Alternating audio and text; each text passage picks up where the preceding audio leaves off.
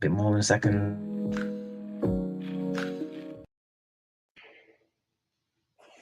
Hey everybody, welcome to Not Another Tooling podcast with myself, Austin Pearson, and my wonderful co-host, Mr. Matt. How are you today, Matt? I'm doing good, man. I'm good, despite the cold. Even though it's only like midday now, I'm having such a variety of a day. So it's a good, and I've got loads more taking place afterwards. So yeah, I'm good. I'm good. Yeah, so for everyone who's listening to this later, it is very cold in the UK. It was -3 when I went out for a run. Yeah, well, yeah, I was doing 300 burpees this morning. It was -3 outside, so there you go.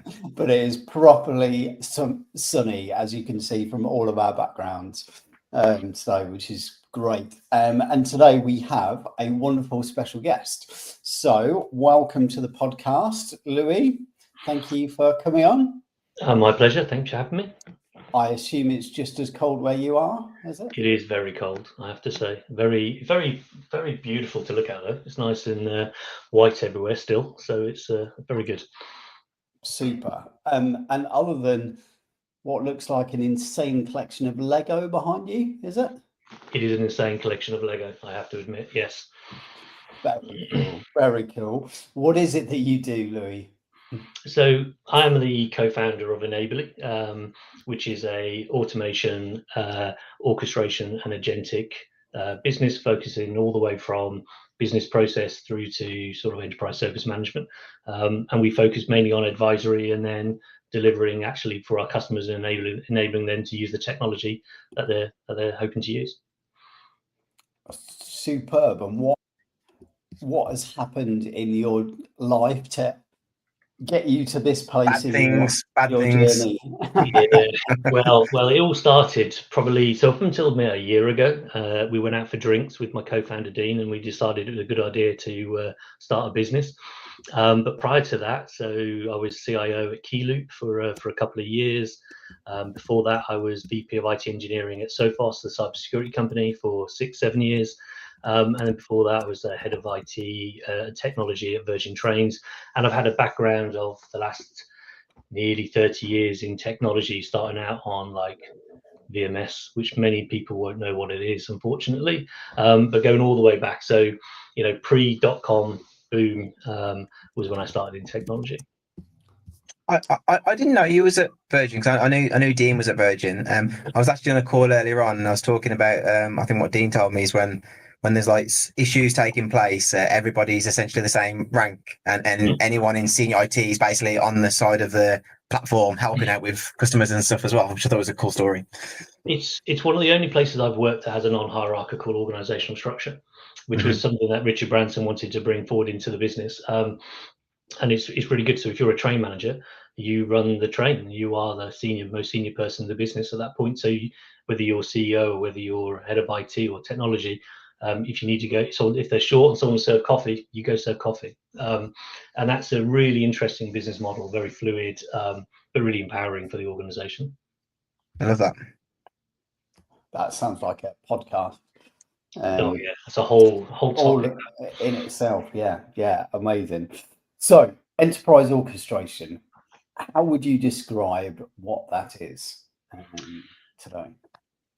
It's really interesting. I think if you'd asked me that question maybe 5-6 years ago, you would have got a different answer. And I think, where we are today, it's morphing quite quickly as well because of the rate of change that's coming within technology, specifically driven by AI and agentic. But, really, enterprise orchestration is looking at business process end to end and using technologies like an integration layer, iPaaS, looking at how you deliver automation, how you then deliver things like AI and agentic, to drive end-to-end business process and bringing systems and people and teams together within those processes.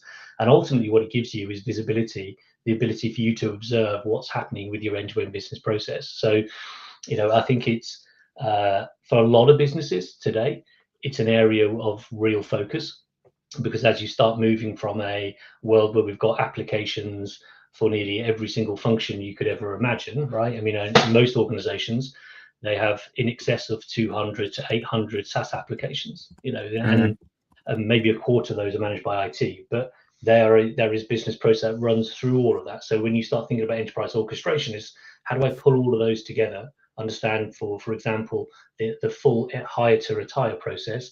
How does that actually work? Can I see it? Can I observe it? Is it at an atomic level? And that really is what enterprise orchestration is about. And just a quick one on that is because my background when I was at Capgemini was automation, and that's more infrastructure style orchestration, that level of stuff, infrastructure based more than anything else. Then there was a bit of RPA and bits and pieces. So I'm looking at enterprise orchestration now. If we like strip apart all of those components, like what's the layers that we're talking about, and all of the individual components of enterprise orchestration? Is enterprise orchestration the top capability level? And then if so, what are the ones that sit below it? Yeah, I very much see it as a top level capability. So, and if you flow down from there, you've got to think about your integration strategy, and that is a key component. You can't orchestrate if you're not integrated. You've got to think about your data strategy. How is your data flowing? How does it go end to end? What's the provenance of that data? And then you need to think about the components that underpin it. So your system of records, for example, do you have a headless architecture whereby you're not necessarily logging into those individual systems of records, you're going through one single point, but ultimately what you have is each of those system of records are the components and the building blocks with your integration layer, with your integration strategy, with your data strategy, that allow you then to start thinking about much more grander scheme of orchestration, and actually how can you then compose that across and orchestrate it across your enterprise and your business. It can go all the way down, and it does, especially in product companies, where if you start talking about DevOps, and you talk about SRE, and you talk about like observability to some degree as well. That is really a very good use case of what is enterprise orchestration from a product perspective, for example. So we see it in pockets, in different types of companies, in different functions. But this is about raising it up to actually using it at an enterprise level. How do you do it across all of your business functions, all of your key business processes? Nice. So why do customers need to pay attention to this and do something with it today? So I mentioned about the rate of change within the technology world, right? And this is, I'm going to go on a tangent a little bit to bring it back, right? So if you think about, we're always pushing as technology leaders and technology businesses, we want the next best thing, and we're always moving, looking at how we can commercialize it ultimately. How can we make sure that we're driving value for our customers? But the reality of it, every now and again, an event happens when technology leaps past business and hits consumer, right? It doesn't happen that often, but when it does happen, like with ChatGPT, it creates this whole storm of activity where the businesses are now in catch up.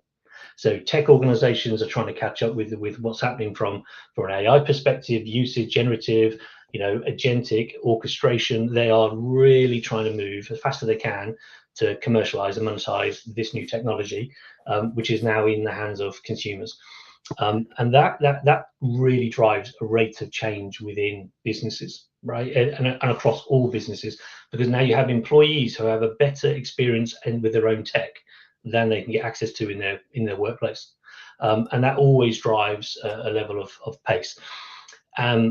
Now, as a business, to really leverage that, if I want to have an agentic, a digital twin, something that's able to take action for me, that's on something that is not necessarily deterministic where it needs to be reasoned, I've got to have all these foundations in place. So I speak to a lot of customers, which is, the board are telling me I've got to reduce headcount by 20% because of AI. You've got to be able to leverage this. And actually, to be able to do it, you've got to have quite a lot of these foundational elements in place. So I think for businesses, as you look ahead, if you want to be able to drive efficiencies, which nearly every business does at the moment, if you want to try and reduce risk and protect revenue, if you want to grow revenue, you've got to be able to have visibility of your processes. You've got to be able to fine tune them, to tweak, to look at where the opportunity is for you to differentiate from your competitors. And that is why orchestration and is really, really important in the years ahead. And I think when you boil that down and take it back to why should I be paying attention to iPaaS and orchestration? you've got to start on this journey to go and say, well, how am I going to connect all my business systems and my applications? How do I get visibility of my processes? How do I then start to automate? How do I then pull that together with orchestration? And how can I start leveraging AI and agentic in these workflows? So I think it's not necessarily oh my God, you need to do this straight away, and it's a panic, but these are real fundamental building blocks for the sort of technology we're going to be using over the next 10 years. Yeah, and it's interesting. I can completely see especially in that agentic world, right? It's already chaos in some organizations, let alone trying to link that into business processes and things like that, where a lot of them are still using IBM BPM or something like that, which somebody set up years ago and hasn't changed it since, and now they've leapfrogged into this entirely different world. So it's pretty crazy. So where do you find most customers are today in this journey? So we have we sort of put them into 3 groups. There is a 4th group which I'll briefly talk about, but mainly they sit in 3 groups. So the group 1 is, these are organizations that they've got maybe a good level of SaaS applications. They understand the business process to some degree. They have got some point-to-point integrations. They might have limited RPA usage within their business, but really it's not strategic. It's very much tactical in a sense that you're doing it at a point where I've got some pain. I'm trying to solve that pain. I'll do an integration. It's point to point. It's not a part of a wider strategy to enable the business. It's very tactical, and we see customers in that phase, and then we see, and I'd say that's probably sorry to interrupt you. Quick question. Yes. What's the problem with that point to point?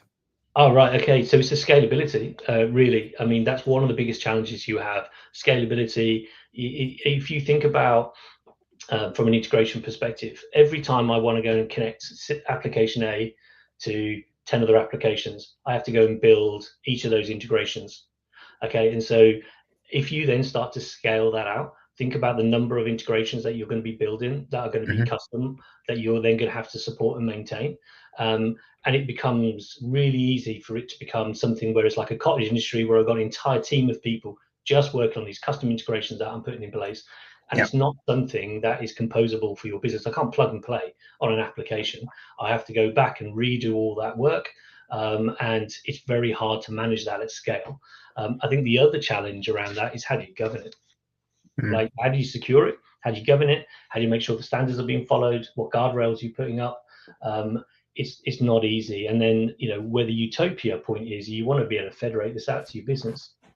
You don't want to be, IT shouldn't be creating industries where we do everything for the business. We want to be in a position where we're able to allow the business to go and consume these services within our governance framework, right? And, it's virtually impossible to have business functions realistically standing up their own integrations custom. So a lot of it is about scalability. It's around what controls you can bring in, and it's really about how can you drive from it being, like in the old days. I'll give you a great example, actually, Matt. It's like going from a legacy ITSM platform to a modern ITSM platform. There's so many, you can do the basics. Anything outside of doing the basics, you're into custom scripting, you're doing into this world of, I have to put a lot of effort in to get the return back out. Whereas a lot of them now, modern ITSM platforms, come with all the pre-canned workflows. You don't have to put all the hard work in, all the yards in, because it's done for you. And Workato is a great example of that. So it comes out the box with 8,500 connectors to SaaS applications. All the hard yards are done. In an interface which I can go in and compose a recipe that allows me to not just connect, but then actually take an automated approach of a business process, and I can apply already pre-canned observability into that process. So it allows you to consume much quicker and much easier as a business as you scale out. Nice. I don't have a question related to that, but I'll hold. Yeah. So you were saying there were three types of organisation, right? We talked about the first one. So what's the second one? So the second one is where you see this quite a lot. You see businesses in the space where they've recognised where tier one business process are in their businesses, how important they are, and they have gone down the path of actually putting in an iPaaS or some integration layer to actually sit in between, provide that integration, maybe do ETL or ELT, do some transformation of data, etc. Part of those end-to-end business process, and you'll see that for organizations that do lead to cash, for example, right? It's a really important key business process, and you will see, several organizations will invest in making sure they have the right integration layer and the right, maybe MDM put in there from a sort of from a data perspective, and they invest in those areas, but it's only in some of one or two of the core business processes, and that's where they're focused, and they don't look at the wider ecosystem of the business process that are within their business. So we see, I would say a good chunk of the organizations we talk to are in sort of group one and group two, and then group three is where they've actually gone, okay, I have an integration strategy, and now I've got an iPaaS. I understand my enterprise application landscape, I understand my business landscape, and now I'm able to actually leverage the iPaaS to start driving automation and then start to orchestrate actually the business process. And they're the ones who are adopting agentic much earlier than the other groups, because it's far harder to get to that point. So, and we see, there are several businesses in that bucket, in that group, shall I say, but it is a maturity. They've invested in the hygiene factors all the way through over the last 5, 6, 7 years to get to this point. Perfect. And you mentioned there was a fourth. There is a fourth. So the fourth is quite interesting. So this is organizations who are well in the path of actually using agentic at scale, sitting on top of their iPaaS, and they are looking at really sophisticated use cases for them to actually drive outcomes for their business. And they're at the stage now where they're actually looking at their enterprise operating model in light of the orchestrated business processes, and that is a change of how you think about things today. So our entire business models up until this point, whether you go functional, regional, whatever, have always been on the play that you have human resources and human capital in every part of it, right? So how does an organizational design change based on the fact that you will have some workers who are digital and some who are human, right? And I've seen I was on a panel this week where one of the sort of hosts were talking about the fact that they've been working with a customer and they've now put their digital assets onto their org chart. I was just going to say, yeah. So ultimately, the overall business operating model is built up of a mixture of actual robots and people. Yeah, exactly that. Right. So it's a really interesting. You'll see more of this, I think, in the next 6 months as businesses start to advance, and I think agentic will add some level of this. I think actual real robotics will add another layer to this as well. It's an interesting sort of frontier of what is going to be the sort of next enterprise of operating models that come out of this new world of technology we're delivering. Interesting. Yeah. So let's say, I mean, I think most businesses that we'll work with are in kind of one or two of your grouping there. So let's say you're in one or two. Two questions. One is how, where do you even start with this? But also, before you start, you probably, or as you're starting, you need to build a business case, right, for change. And building a business case for this kind of thing is not always straightforward. So where do you start on the business case to start with? Yeah, this is an issue a lot of businesses face, actually, and understandably. And the problem you have with these type of when you approach this at a capability level, right? It all sounds really good, right? It's really easy. I look at it as I need this capability to drive my business forward. Okay, and when you go into a boardroom asking to build out a capability, but say the value is not going to come until you build the automations, the orchestration on top, the business case is flawed. And it's really, really challenging. So what you tend to see is business approach this in one of two ways, right? They go down the capability path where they understand, say, look, we're going to go and invest in an iPaaS, and a part of that is going to give us the capability to connect all of our applications. And this business case is going to do the foundational work that allows us then to build the automations on top. And you effectively take it as a sunk cost as a business, right? I'm not going to get a return in the short term for what I'm putting in, but the returns come year 2, year 3, or year 1, year 2, year 3, depending on how well your execution engine is within your business.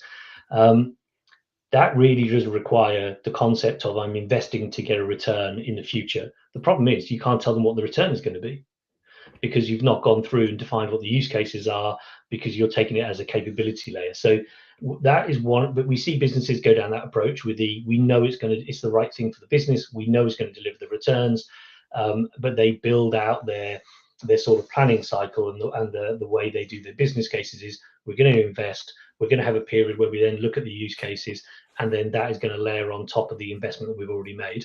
And we'll see what returns we get back over time and measure that on a continuous basis. So we do see organizations do that. We also see organizations take the... Sorry, Lou, just a quick one. So who are the people who are doing that? Are these people that have done the reps already, they've gone through that process, or are they just well informed or well sold to? Like, what's the avatar of the person that is making that, and persons that are making that long-term commitment, knowing they're not going to see return for multiple years in some cases?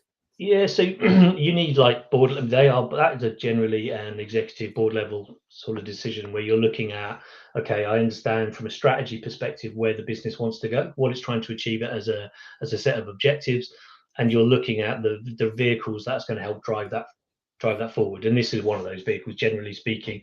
If you're talking about de-risking, talking about reducing complexity, and talking about reducing efficiencies, if you're looking at, I don't want to say saving money per se, you want to look at how you can increase revenue. These are the type of things where you look at and go, this will give me a foundations to actually start to really try and accelerate on some of these activities, and things that can actually drive real metrics and key results for businesses.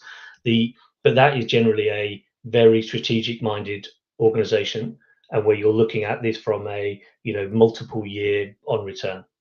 I think it's really important when we talk to different customers about, we have to meet them where they are on that journey. So there's no point in me going and talking to a customer about, hey, you should be really strategic, if actually they're firefighting all the time. I had one of those conversations today. Yeah. So I think the other approach is what we see quite a lot is where you try to bundle the capability with the actual use cases. And so what you find there is, if you've got a really good use case, so if you're going from one ERP to another ERP and doing a migration, and you've got point-to-point APIs, and you've got limited automation, and you're going to be making this big change to a new ERP system, that's a perfect opportunity to go and deliver an iPaaS, make it composable, think about the automation, because you're going under a wider, bigger program of change. It's much easier to get the business case through, because you're committing on a large transformational program. Where that approach gets challenging is where you're not undertaking a large transformation, or you're not going in for quite heavy changes of systems or business applications. And then what you try to do is find the best use case you possibly can to justify the introduction of an iPaaS. And that can be challenging, because you go too big and you go too bold, it's hard to measure, it's hard to realize, you haven't built up your execution capability or the muscle memory you need to actually be able to go and deliver this at scale. And so we find that can be quite a difficult challenge for some organizations. So a lot of it is actually trying to find where you are as a business. If you're an IT leader, you're an integration, you're head of integrations, or you're an integrations team, and you've got point to point everywhere.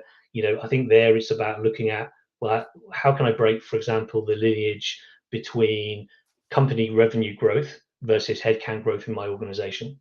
Is there a way I can find a way where I can actually say, I'm not going to hire a net new headcount next year, and instead bring an iPaaS in, which is going to make us much more scalable as an organization, as a business. So I think that you've got to try and find what works for that company or for your business. But there are plenty of ways to get a business case to fit.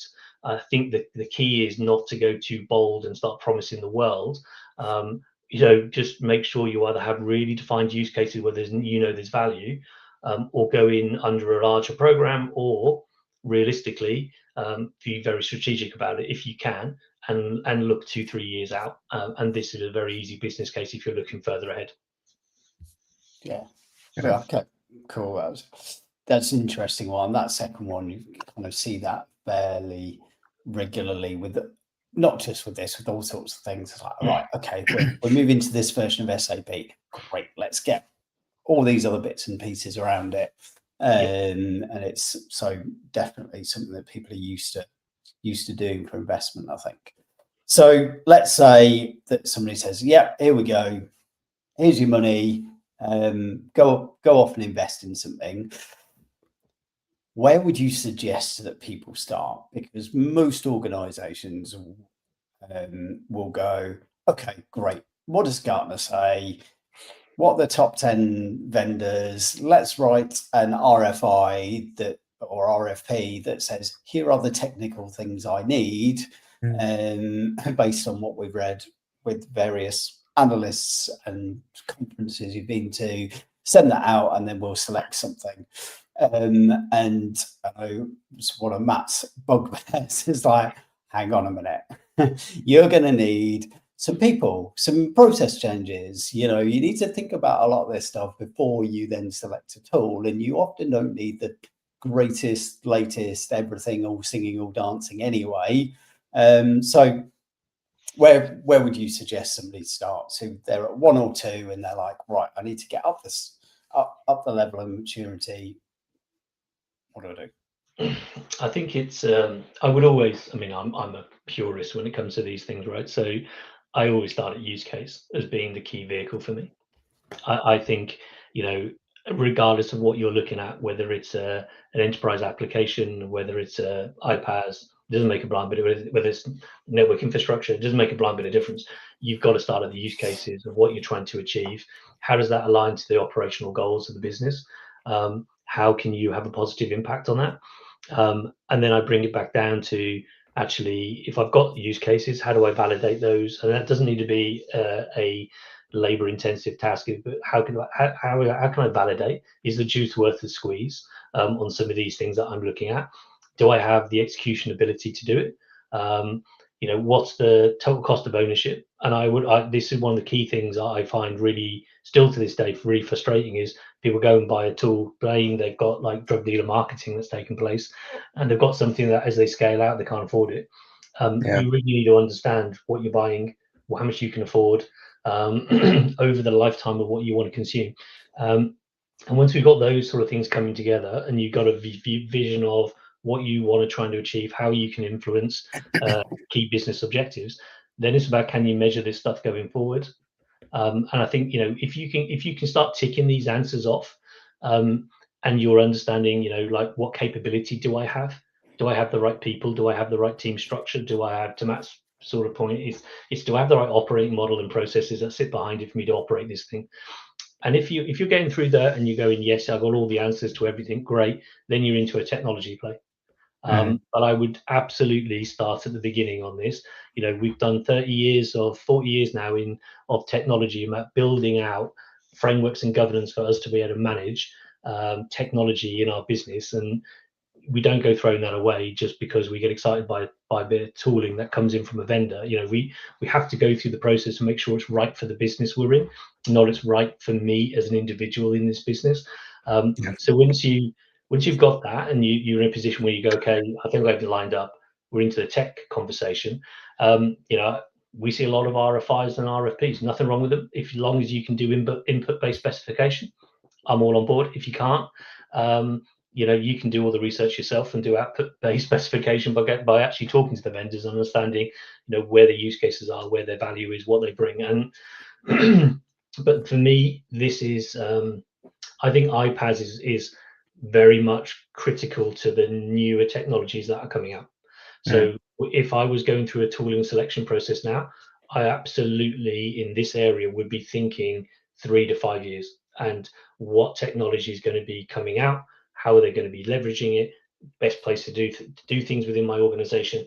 So, like the agentic conversation, I don't think you can unpick this now from iPaaS. I think it's absolutely critical that you have the right iPaaS and integration layer to enable you to do orchestration and then into agentic with MCP that's coming in. That's sort of getting real traction now. The model context protocol, which is how do I govern, how do I secure my digital agents, right, my agentic workers. That that is not something I necessarily want to have inside a system of record. I want to have that agnostic. I want to have that overseeing different agents that are in the area within my organization. That one top level agent might have 10 agents working for it. So think of it like an absolutely like a functional model.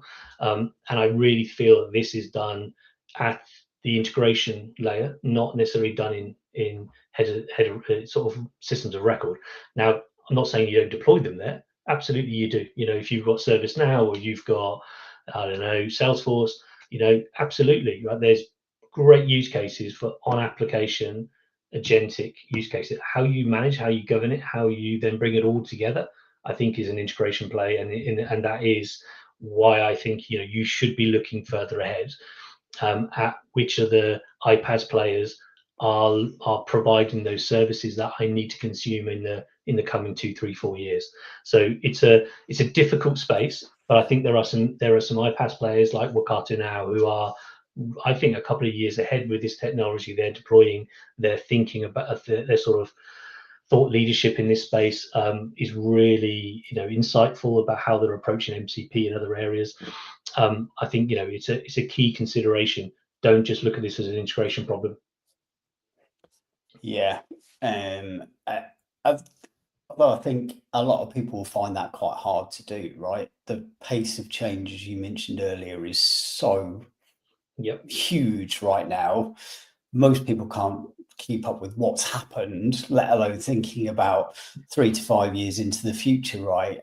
But there's a really interesting point there, which is, how if you're selecting a tool or a vendor, how flexible are they? What partnerships do they have? Are they able to move quickly and adapt quickly to the market to be able to cope with the pace of change that is out there? And that's an interesting question that you don't really see on an RFP these days, but in this space feels like it's probably pretty important, I would imagine.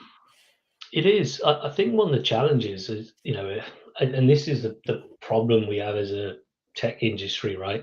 We build this reliance on services and businesses in the tech world, right? So, it's when you look at some of the really challenging events that have taken place. I look at like JLR, for example, right, with the compromise they had and the damage that's done to their organization.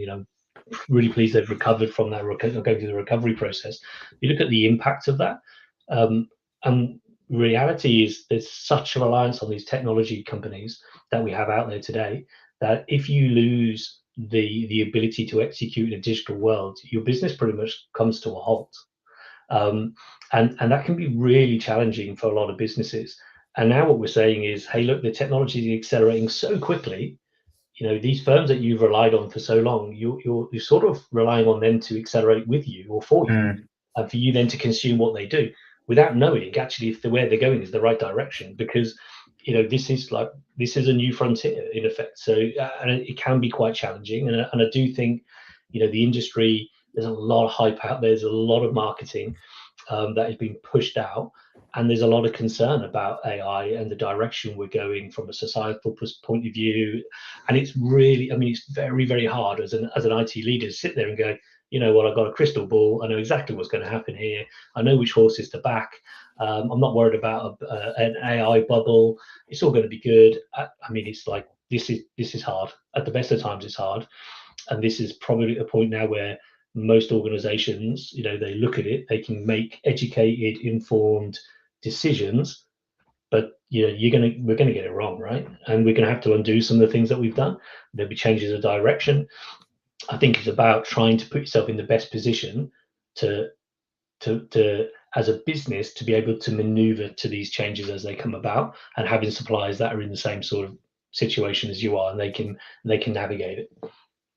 Yeah, Yeah, so and I totally agree. You know, every organisation that I'm working with at the moment, they are fearful, I think, around where that they're not in the race, that they're not being Mm. able to adopt this technology as quickly as they would as their competitors, which isn't true because their I was going to competitors are say, in the yeah, it's same a boat, right? falsehood, isn't it? You know, it's just I'm like, thinking back to a scenario where, like, I'm seeing a customer on a stage of a particular vendor, how great the story is. I'm like, oh, where are you guys? That ain't the story. But that's not true. So yeah, the Mr. Jones, Mrs. Jones, is it Mr. and Mrs. Jones? Is that the player, the envy of the neighbour, but they're all in a bad position anyway. Yeah. yeah. So you've been involved in plenty of these projects now. What are the top 3 things that you should and shouldn't do if you're Yeah, so should do. Let's start with the things that you should do. yeah. I Call would, Louis. Call Louis. No, yeah, call me, and we'll. No. I think that the key thing here, this is unit, and everyone have heard this before because it's absolutely what we do as an industry. You know, a plan, right? Really detailed planning about what you're trying to achieve, why you're trying to do it. How does that link to the objectives of your organization? Are you able to measure what you're going to be doing going forward? Is it measurable? Make sure you understand use cases. Make sure you have the right stakeholders. Like, you don't do this to the business. Like, I can't stress this enough. Like, the amount of people I talk to, which is like, hey, if I go to talk to a CFO or a finance leader, and they're like, IT are doing this to my function. It's like, that's not how it's meant to be. They talk to IT and they go, the business, they don't know what they're doing. We're going to roll this out. They're not on board with the changes we're delivering. That's a business problem because that's change management, and that's that. It's like, look, you've got to build this like stakeholder relationship. This is business process running through systems. It's everyone's concern, right? And I do genuinely believe building those relationships with your business, talking about what you can jointly achieve. You know, go back to like the 7 habits of like win-win. Like, how can you both be successful as organizations by working together on something which has a meaningful impact to the company's outcomes? I think that's so important. So I think it is absolutely do the groundwork, do the foundations, build the relationships, and then pay attention to the governance. And you know, I think when it comes to a lot of these things, you know, security still to this day and governance and observability are afterthoughts at times.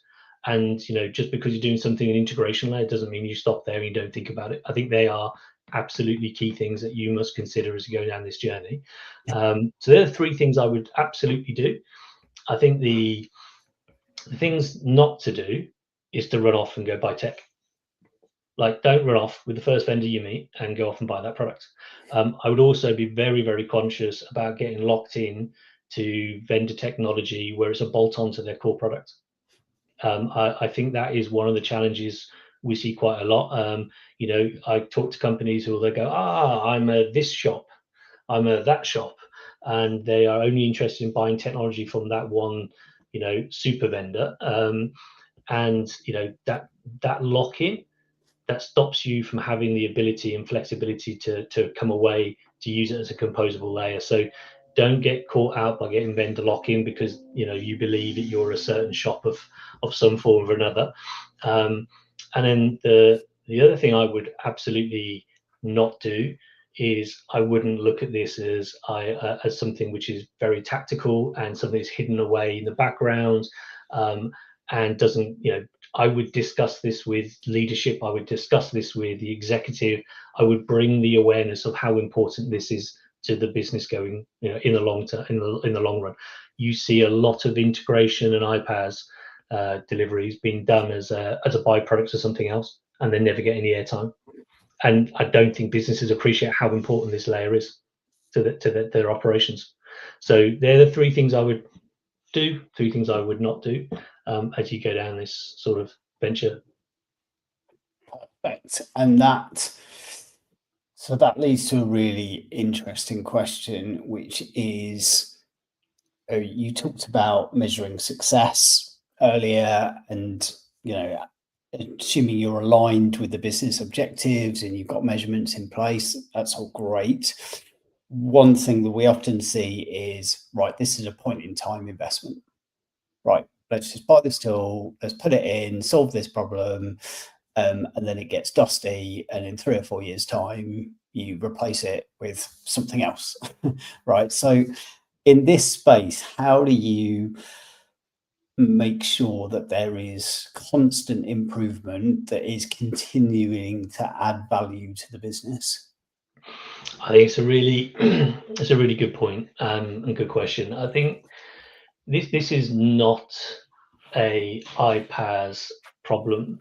This is we Right. see this problem across the board. Okay, Yeah. I buy a product, I then don't invest in said product post that point. I don't look at the value it's driving me on an incremental basis, and I'm not looking at how do I, there might be lots of tinkering taking place or improvements taking place, but they're invisible to the business until they become not invisible to the business.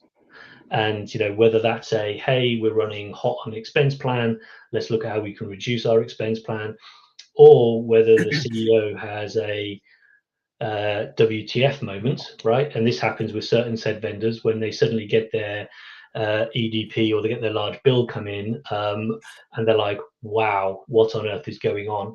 And then there's a series of reactions to that, right? And organizations tend to react very well when the CEO gets upset about, why am I seeing such an incremental increase in pricing on a year-on-year basis for something, and we've not done anything about it. And I think, I would strongly recommend you build this into your operating model of your IT or technology department, right?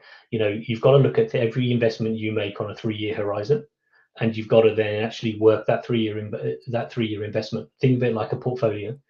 So I'm going to manage that stock. I'm going to manage that asset. I'm going to continually get the most out of it. I'm going to share to the business the value that I bring. And I'm going to have it on a review cycle, whether that be 1, 2, or 3 years. And technology is in for a period of time. And I design it in a way that allows it to be composable. Okay. And if you go at it from that approach, where you drive your investments as investments into your technology, and you're constantly looking at ways of which you can demonstrate the value and the incremental improvements that you're delivering on said platform, it's really easy, right? I think where a lot of businesses really do fall down is they roll it out, they deploy it, they've got like 3, 4 people working on it in the background. No one ever sees the incremental value that's built, and it just becomes a horrible hygiene factor in the background. And you've got to, as leaders, you've got to raise this up. You've got to really bring it up to the senior leaders about what you're doing, what's incrementally beneficial, and how are you impacting these key results. What KPIs do you have in the business that you're looking at? How are you impacting those? And if you're not impacting them, have the honesty to go back and go, well, hang on, what am I doing with this investment? And I think a lot of businesses do exactly what you said, which is put it in tactical deployment. It's not strategic. They're not looking to measure it on an ongoing basis. And then they wonder why it's challenged or questioned at a financial review in 2 years, 3 years' time. Louis, you mentioned around the KPI bit there, and this I still know I talk about this a lot. And it's the connecting the stuff that we're doing at this level, this technology play or whatever it might be, to back to the business and having some measurable link in there, that ongoing. There's another customer I was working with, and the business case was looking super scary, and I'm like, well, cool, if it works out, let's make sure we continuously measure it, because we don't want to be big bang implementation goes in, and then 1 year later, no one's measuring it and it just gets swept under the carpet, and then the renewal comes a year after that and it's like, oh, what value? So I think that clarity of having the technology layer, capability layer, whatever you want to call it, measurably linking back up to what the business is achieving, that for me is a missing component in a lot of organizations, where there's just a disconnect between the capability and technology and the business. I think layered metrics is an entire podcast in its own right. Yeah. Because I love layered metrics, and starting at like a strategic level and enterprise level and working away all the way down to operational metrics, and understand the provenance of that data and how you're influencing business outcomes. I have a business process, I have some workers, but how is the technology enabling them to meet the objectives of the business? They are measurable if you do it right. but Yeah. a lot of businesses, how many business QBRs have you been to where you see a retrospective view of data that shows you absolutely nothing other than revenue by region or by product, or by, it doesn't tell you the data points or give you the clear things that says, well, what's impacting this? What did you do within that 3-month window? What data was served to you will allowed you to make an actionable decision to change the course of this data, and show me the chronology, the sort of chronology of data decision through that cycle and through that period, and how the metrics all the way through are impacted as a result of that. It's such a common thing that I see as well, Matt. Sometimes it feels a little bit frustrating, but you've got to really want to. There's got to be a want to actually go and say, okay, I've got this investment. How do I prove to the business that it's doing what it said? That what I laid out as a business case, I'm willing to stand behind and show you the impact that we're having as a technology function. And it all comes back down to, unfortunately, IT still likes to go into a dark room sometimes and just get hands on keyboards versus actually interact with the business on an ongoing basis. And there's two quick ones, and I asked you when I was coming out on time. Two quick ones. So that measurable layer of KPIs, and customer years ago, we ended up getting to the point where we had the individual PDRs, the individuals, the staff, who would have a rolled up KPI. You do your job here, it will move the needle here. If you move the needle here, that's like a documented position. So from a self-fulfillment point of view, they knew what was going on, and they knew if they did their job, the metrics, and it was all taken care of, almost like a pre-written business case. But the ongoing measurement, and if we have a vendor conversation, this is where I'd love to see the industry change. Imagine a scenario: the vendor sells a product stack and it's estimated ROI. We'll back it up then. What if we don't get it? Are we getting a marginal refund? I know that's a crazy thing to say, but I mean, some conversations, maybe not. That's what I'd love to see the industry change from a software technology point of view, is if the business case is so good, back it up. 100%. And the day we get to outcome-based payment structures. Come in, man. It's coming. It's coming. It's the way we have to look at it, because we should stand by what we say. Mm-hmm. There's another huge discussion that we could have. So look, I'm going to wrap up. Louis, thank you so much. I've learned so much today. It's been really superb. So your knowledge is amazing. Thank you so much for giving up your time. So we kind of talked about enterprise orchestration, what it is, why now, and you talked about that tech is sort of leapfrogging people's knowledge with AI, and employees have better access to chat than they get at work at the moment, which I thought was really, really interesting. Today, people are on one of 4 kind of levels of maturity, kind of a basic, they've got some tactical stuff in, they've got a scalability challenge and a governance challenge with that. The second level is they've recognized the importance, they've put in an integration layer or iPad solution, but it's around 1 or 2 core processes. Thirdly, they've got a strategy, they're leveraging iPads to orchestrate and starting to use agentic in a real solid way. And the fourth is those super mature customers, right, who've got digital employees on their org chart now and things. So building a business case, he said, there's 2 ways to do it. Either you invest with a kind of sunk cost, and you know that hopefully in the return there'll be returns, but you don't know what they are. Or you bundle that capability into a project like an ERP upgrade or something like that, which I think a lot of our listeners will certainly know how to do. And I said, where do you start? Start with the use case, right? What are you trying to achieve? How does this make a difference to the strategic operational priorities of the business? What does the TCO look like? Can you afford this tool really, and what you need? Can you measure the output of what you're doing? And do you have the operating model and processes to support it, and therefore framework and governance first before you go out and buy the tech and look at this stuff with a 3 to 5 year view?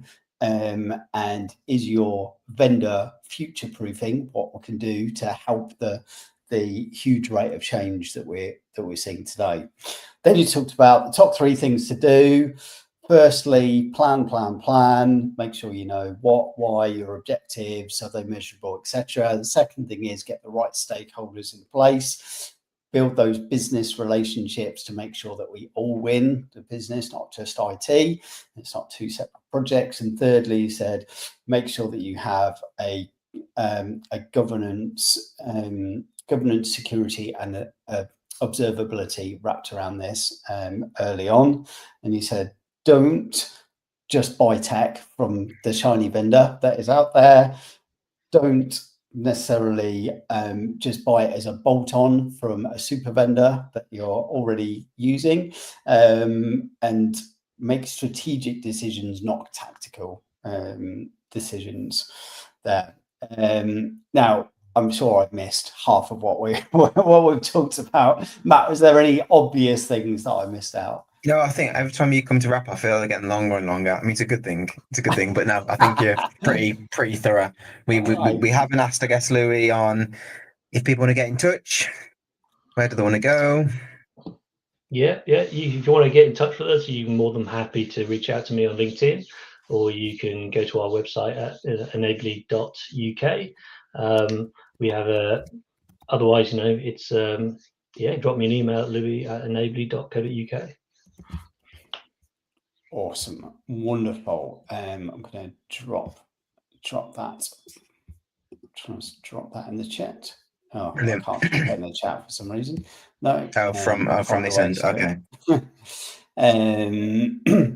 But yeah, do feel free to reach out to Louis. Like this is an area where having a conversation with somebody that knows what they're talking about, as Louis has clearly demonstrated today, is just completely invaluable. He's been there, got the war stories, he's seen what works and what doesn't, and you'll save yourself months, if not years, of heartache and probably a lot of money as well by spending. But thank you so much again for coming on. Really appreciate you giving up your time. Matt, what do we have for our audience coming up next? In I think 2 or 3 weeks' time, I think it's the 5th of December. We have Greg O'Reilly joining us from Observability Platforms, where we're talking all about observability, and he's a super, maybe as knowledgeable as observability as Louis is on iPass. So that will be a really cool conversation. We're going to need about 5 hours for that one, I think. I know. So that one's booked in, confirmed. And then we do have one we're just working on in the background. I don't think we put the public post out yet, but we have a specific enterprise service management based one, which will be in early Jan. I think we'll sort that out in a few days' time. Super, amazing. Once again, if you've got any topics you'd like us to cover or guests you think we should have on the show, please drop us a line. In the meantime, thanks again, Louis, and thanks everyone for listening. Take care. See ya. Thanks.